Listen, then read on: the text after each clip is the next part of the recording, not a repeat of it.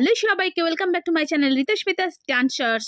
চলে আসলাম ছোট্ট একটা মিনি ব্লগ নিয়ে। দেখো, অলরেডি আমাদের মধ্যে কিন্তু ম্যাম ঢুকে গিয়েছেন, ইমন ম্যাম ঢুকে গিয়েছেন। আর এখানে ম্যামের সাথে কথা হচ্ছে।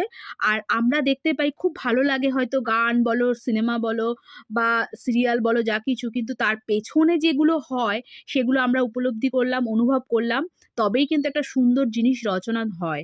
আর তোমরা দেখতে থাকো।